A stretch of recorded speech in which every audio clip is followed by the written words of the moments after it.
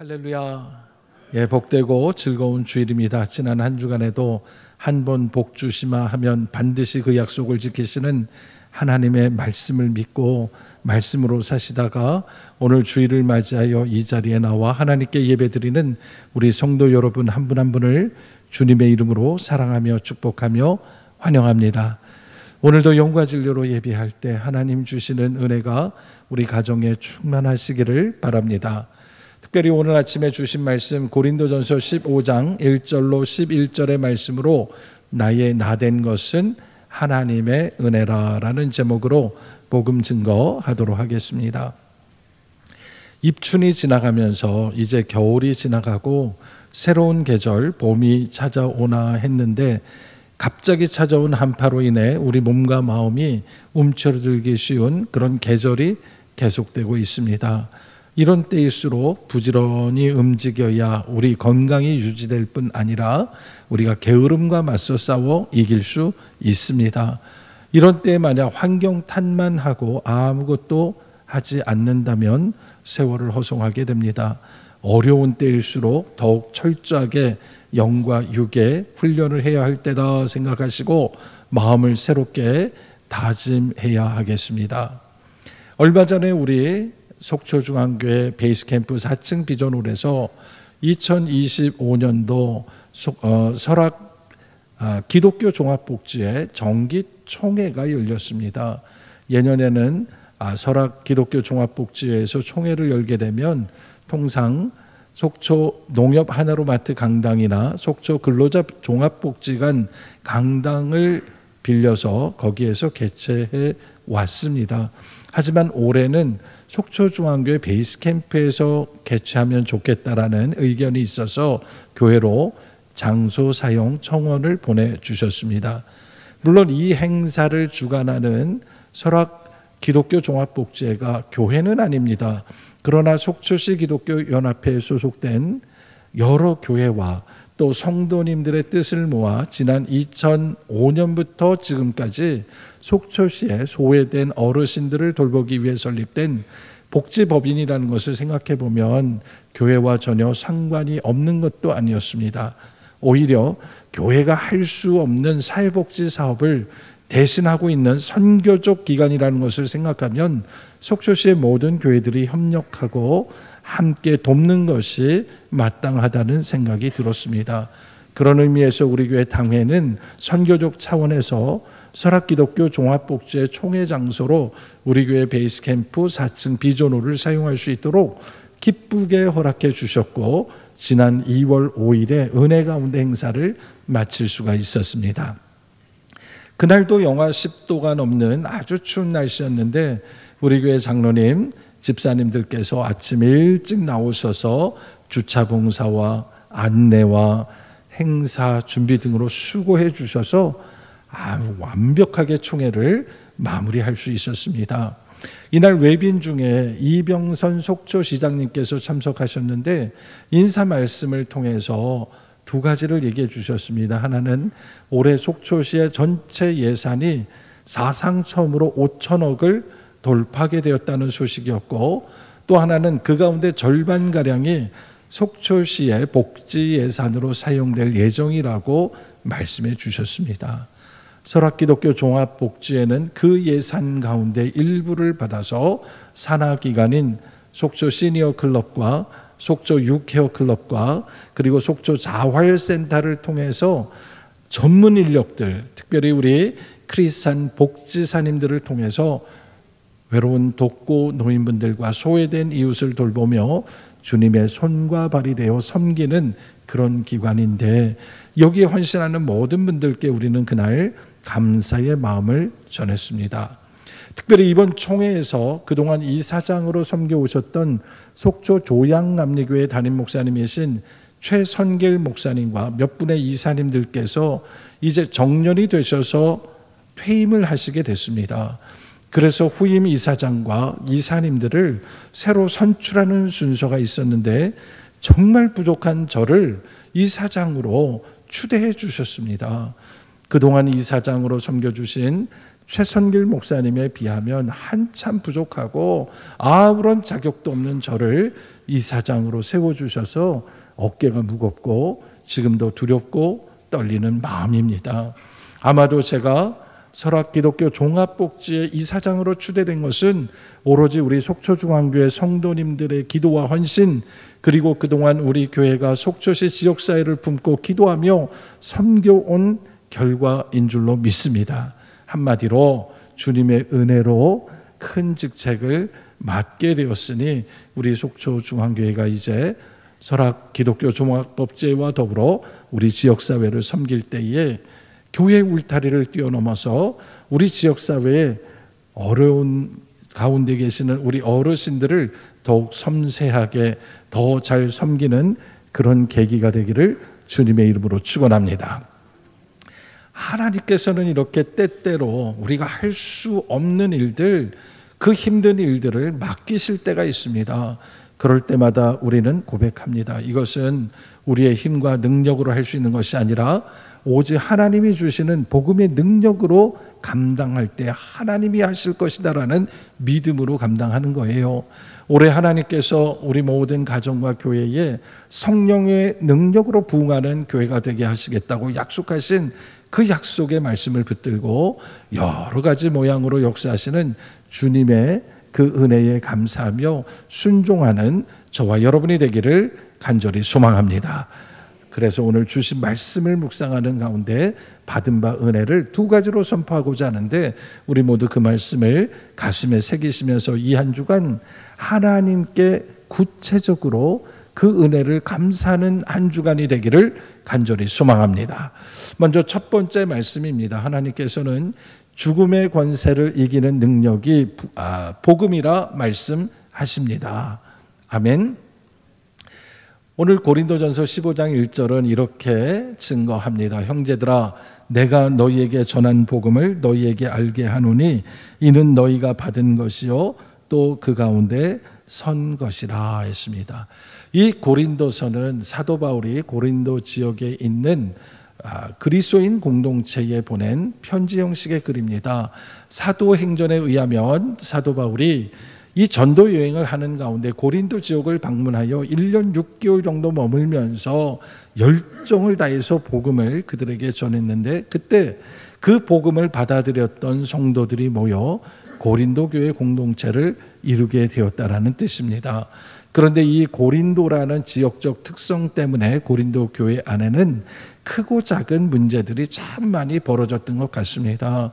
이 고린도라는 곳이 그리스 남쪽 고린도만 안쪽에 있는 큰 항구 도시였기 때문에 아주 오래전부터 해상 무역이 발달했고 많은 사람들이 모여 살았는데, 수많은 그리스와 로마의 신전들이 거기 있었고 우상을 섬기거나 음란한 문화가 아주 익숙한 그런 도시였습니다. 그런 세속적인 문화가 교회 안까지 파고들기 시작하면서 교회 안에 여러 가지 문제가 드러났다는 것, 그 소식이 바울의 귀에 들렸던 것이죠. 그래서 그들에게 복음으로 훈계하기 위하여 글을 쓴 것이 바로 고린도 전후서가 되는 것입니다. 고린도 교회 안에 있었던 대표적인 문제점들을 열거해 보면 그렇습니다. 교회 안에 끼리끼리 문화가 심각했습니다. 다른 말로 파벌 문제라고 얘기하죠. 그 밖에 표적을 구하는 문제, 하나님의 일꾼에 대한 권위에 도전하는 문제, 교회 안에 음행을 행하고도 그 안에 있는 자들의 문제, 교인들끼리 싸우면서 세상 법적에 나가서까지 싸우는 그런 문제, 결혼에 관한 문제, 비혼에 관한 문제, 우상의 제물에 관한 문제, 우상 숭배에 관한 문제, 수없이 작은 문제들이 있었던 것이죠. 사도 바울은 이런 문제를 해결하고 우리가 살든지 죽든지 하나님께 영광을 돌릴 수 있는 길은 오직 복음뿐이라고 강조했던 것이에요. 그러면 사도 바울이 이야기했던 예수 그리스도 복음은 과연 무엇입니까? 여러분, 복음은 바로 예수 그리스도 하나님의 사랑, 위로부터 주시는 은혜임을 믿으시기 바랍니다. 문제는 예수가 그리스도임을 믿고 하나님의 은혜인 것을 깨닫는 것이 우리의 힘으로 안 된다는 거예요. 성령님의 도우심이 있어야 우리가 하나님의 은혜를 알게 되는 것이에요. 그래서 사도 바울은 고린도전서 12장을 통해서 성령의 은사를 이야기하면서 우리에게 가장 중요한 은사는 그 어떤 은사보다도 더 큰 하나님의 사랑, 아가페의 사랑이 우리에게 필요하다고 얘기하며 그 사랑을 고린도전서 13장에서 증거했던 것입니다. 사도 바울은 고린도 교회 성도들에게 자신이 전한 그리스도의 사랑, 우리를 죄에서 구원하시기 위하여 대속물로 주신 하나님의 사랑의 그 결정체인 예수 그리스도를 믿고 그 도를 지키고 우리가 하나님의 은혜 가운데 거할 때 구원은 이미 우리 가운데 찾아왔다고 선포했던 것이에요. 그리고 이런 믿음이 어디에서 오는지를 설명하는데 그것이 바로 죽음을 이기고 모든 것을 다시 살리시는 부활의 능력, 그 능력을 믿는 것, 이것이 바로 하나님 주시는 부활의 능력이라고 증거했습니다. 이것은 성경이 여러 차례 증언한 것처럼 우리 주 예수 그리스도께서 죽으신 것은 그분이 죄가 있어 죽임당한 것이 아니라 바로 저와 여러분 우리의 죄 때문에 그가 죽임당하셨다는 거예요.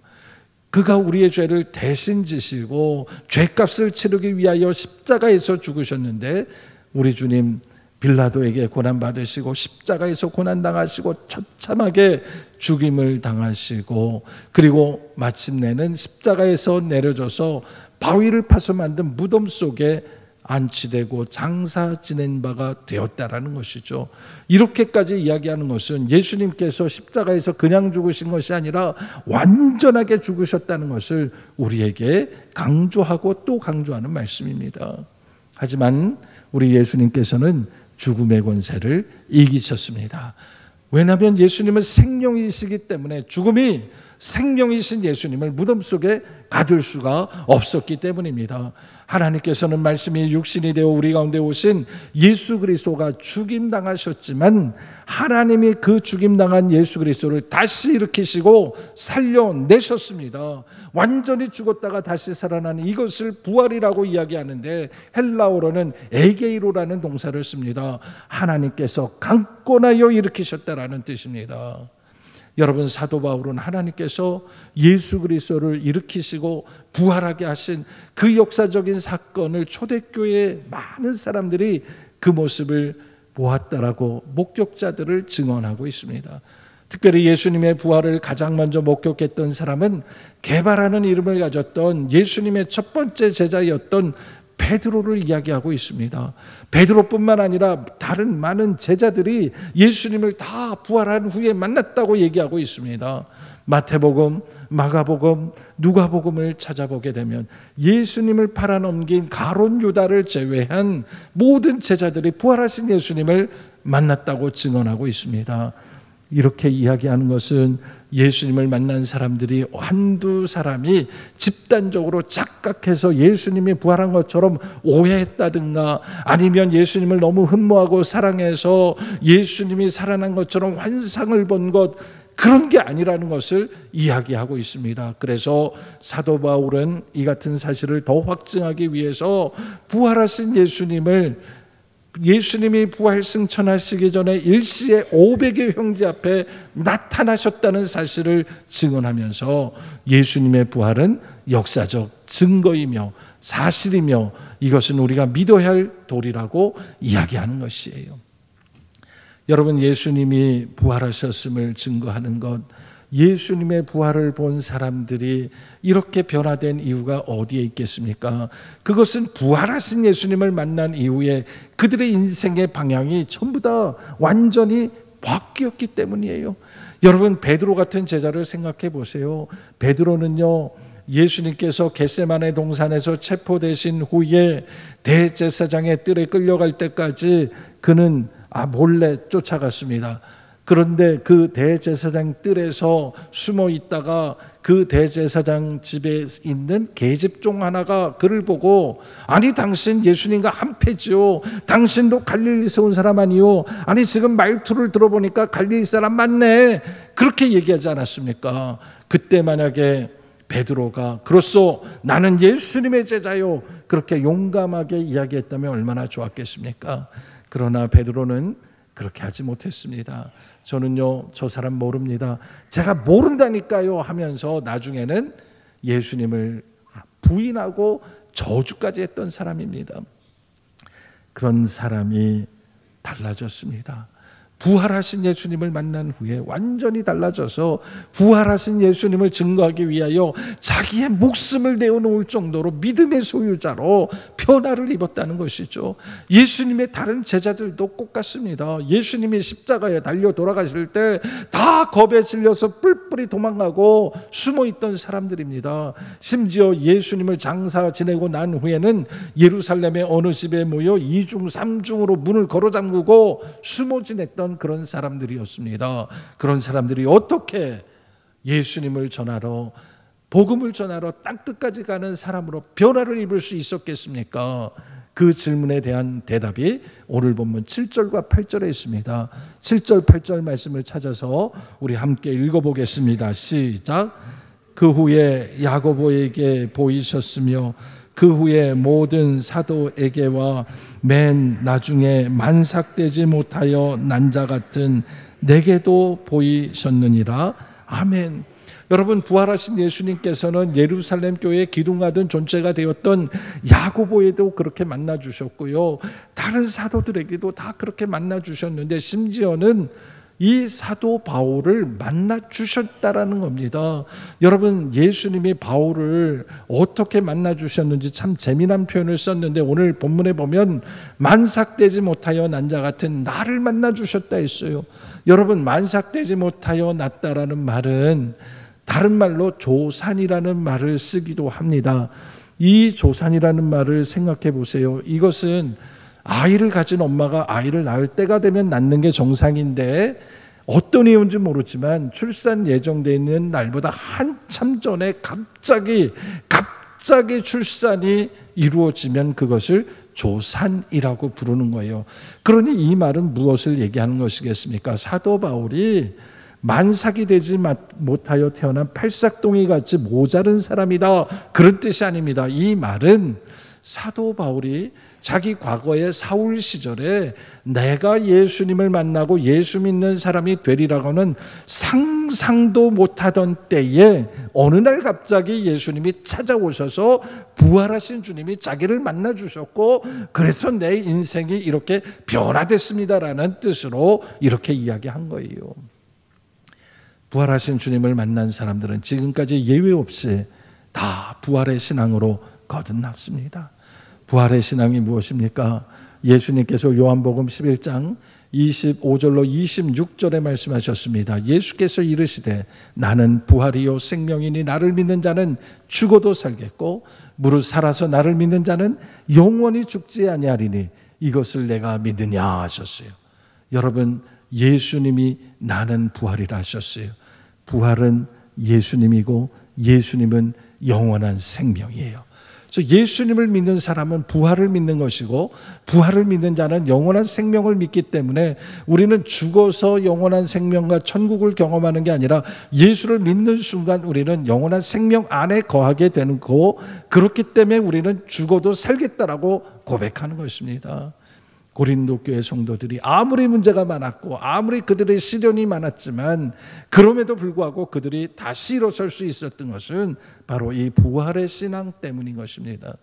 오늘 우리도 마찬가지입니다. 우리 삶 가운데 시련과 어려움과 많은 고통이 있는 줄 압니다. 그럼에도 불구하고 다시 일어날 수 있는 힘은 바로 이 부활의 신앙입니다. 하나님이 우리를 다시 일으키신다. 하나님이 우리 다시 붙드시고 예수님을 일으켜 주셨듯 오늘 우리도 일으켜 주실 것을 믿으시고 성령의 능력 가운데 사는 성도들이 다 되시기를 주님의 이름으로 축원합니다. 두 번째로 기억할 말씀이 있습니다. 하나님께서는 나의 나 된 것은 하나님의 은혜라 말씀하십니다. 아멘. 사도 바울은 예수님의 제자들이나 다른 이 사도들보다 훨씬 늦게 맨 마지막에 부활하신 주님을 만나게 하셨습니다. 하지만 이 예수님을 만난 후에 그의 인생은 이전과 완전히 바뀌게 되고 그는 이방인을 위한 사도로 크게 쓰임을 받게 됐습니다. 그래서 예수님의 수제자로 가장 각광을 받았던 이 베드로의 이야기는 사도행전 13장 이후로 쑥 들어가게 되고 그 후로는 사도 바울의 이야기가 성령의 조명을 받기 시작을 합니다. 왜냐하면 사도 바울은 당대 최고의 신학자요, 변증가요, 전도자였기 때문인 것이에요. 그런데도 불구하고 이 사도 바울은요, 자기 자신을 아주 겸손하게 낮췄습니다. 누구보다도 자기를 낮추고 대신해서 다른 사도들과 다른 제자들을 높여줬습니다. 이것이 바로 부활의 능력인 것이죠.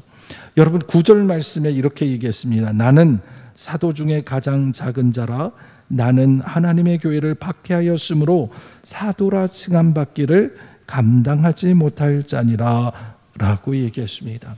사도 바울이 지금은 하나님께 부름받아 크게 쓰임받고 있지만 예전에 자신의 과거, 특히 복음을 알지 못했을 때에 그가 하나님 앞에서 행했던 죄악들을 잊지 않고 있다는 얘기예요. 그래서 자기의 과오를 솔직하게 얘기하면서 나는 이 복음의 박해자였고 예수 믿는 사람들 회방하는 사람이었고 교회를 핍박했던 사람이었습니다라고 솔직하게 얘기하는 거예요. 여러분 사람들 앞에서 부끄러운 우리의 과거를 고백하는 건 쉬운 일이 아닙니다. 대부분의 사람들은요, 성공하고 나면 자기의 과거를 다 숨깁니다. 웬만하면 그 과거를 이야기하지 않습니다. 왜 그렇습니까? 자기의 과거를 드러내면 자기 자신이 다른 사람들 앞에서 뭔가 약점을 잡힐 거라고 생각하기 때문이죠. 그런데 바울은 그렇게 하지 않았어요.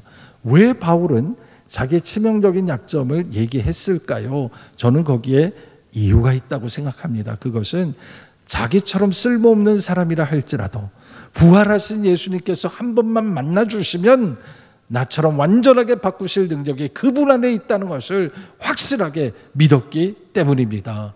오늘 우리에게도 그런 믿음이 있기를 주의 이름으로 축원합니다. 저는 그런 경험이 있습니다.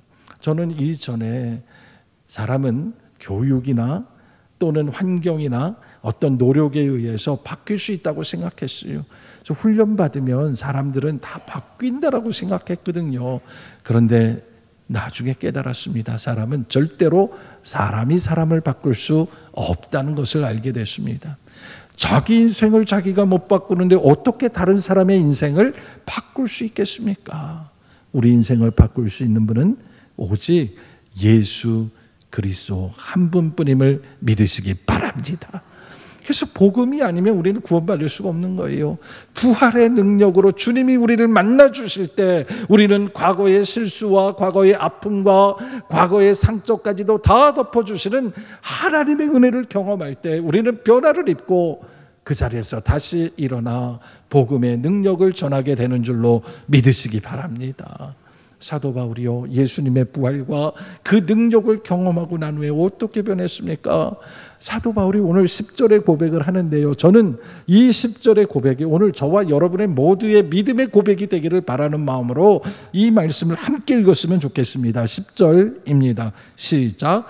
그러나 내가 나 된 것은 하나님의 은혜로 된 것이니 내게 주신 그의 은혜가 헛되지 아니하여 내가 모든 사도보다 더 많이 수고하였으나 내가 한 것이 아니요 오직 나와 함께 하신 하나님의 은혜로라. 아멘. 오늘 이 고백이, 오늘 이 예배를 드리는 저와 여러분 모두의 고백이 되기를 간절히 소망합니다.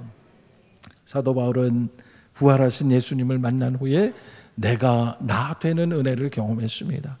이 말은요, 예수님을 만나기 전에는 내가 살면서 내가 누군지 몰랐다는 거예요. 그런데 부활하신 예수님을 만나니까 창조주 하나님을 만나게 되고 그 하나님을 만나니까 나를 지으신 하나님의 뜻이 어디에 있는지, 내 인생의 참된 목적이 어디에 있는지를 분명히 깨달아 알게 됐다는 거예요. 그래서 내가 나의 나됨을 경험하고 나서 이게 하나님의 은혜였구나 하고 고백하게 된 거예요. 저 역시도 젊은 시절에 제가 누구인지, 제 능력이 무엇인지, 제 삶을 누구에게 드려야 하는지 그것을 몰라서 방황하던 시절이 있었어요. 제가 방황했다는 것은 여러분이 생각하는 방황이 아니에요. 저는 진짜 열심히 살았어요. 진짜 열심히 공부했고 진짜 열심히 일했고 세상 가운데서도 인정받았어요. 그래서 남들이 참 부러워하는 대학도 갔고 남들이 부러워하는 직장에도 들어갔고 남들보다 더 먼저 진급하고 계속 높은 곳을 올라가면서 그래 내가 이렇게 성공하면 하나님이 기뻐하실 거야 그렇게 생각하면서 그냥 성공을 위해서만 달려가던 그런 시절이 있었어요. 저는 그 시절이 제가 방황했던 시절이라고 생각해요. 왜냐하면 내가 그렇게 살면서도 사람들이 인정해줘도 이게 정말 하나님의 뜻일까? 하나님이 기뻐하시는 일일까 하는 제 마음 한 구석에서 계속해서 의문이 들었기 때문이에요. 그래서 제 마음이 남들이 인정해줘도 평안치가 않았습니다. 그런데 예수님을 만나고 나니까, 예수님을 인격적으로 만나고 나니까 내 인생의 목적과 방향이 어디를 향해야 하는지, 하나님이 주신 달란트를 내가 어디에 써야 하는지를 분명히 제가 알고 나니까 저는 그때 결단했습니다. 나는 이제 더 이상 이 땅에 썩어 없어질 것에 내 인생을 두지 않겠다. 영원하지 않은 것에 내 눈을 돌리지 않겠다라고 하면서 하나님께 내 마음을 드리겠습니다라고 제 삶을 드리기로 결단하고 그것을 실천하고 오늘까지 살게 된 거예요. 겉으로 보기에 과거의 저를 아는 사람들이 얘기해요. 그 화려했던 삶을 내려놓고 실패한 인생처럼 보인다. 그 낮은 자리에 가서 지금 뭐하고 있는 거냐. 그렇게 사람들이 보기에는 인정받지 못한 저의 모습인 것 같지만 저는 개의치 않습니다. 왜냐하면 사람이 인정해 주는 것보다 하나님이 저를 인정해 주시기 때문이에요. 하나님이 인정해 주시니까 나의 나된 그 은혜를 경험하게 되니까 얼마나 행복한지 몰라요. 정말 바울이 고백했던 것처럼 그 은혜는 내 노력으로 여기에 온 것이 아니라 오로지 하나님이 인도하셨고 하나님이 채워주셨고 하나님이 이끌어주셨다는 고백을 하게 된 것입니다. 그래서 저는 목회를 시작한 이후로 지금까지 단 한 번도 후회함이나 주저함 없이 이 길을 달려갈 수 있었던 것은 오직 주님께서 나를 통해서 일하시는구나 하는 것을 분명히 깨달아 알았기 때문이에요. 사랑하는 성도 여러분, 하나님은 성령을 통하여 특별히 사도 바울을 통하여 역사하신 것처럼 그 주님께서는 오늘도 저와 여러분을 통하여 하나님 나라와 하나님의 의를 위하여 동일하게 일하고 계심을 믿으시기 바랍니다.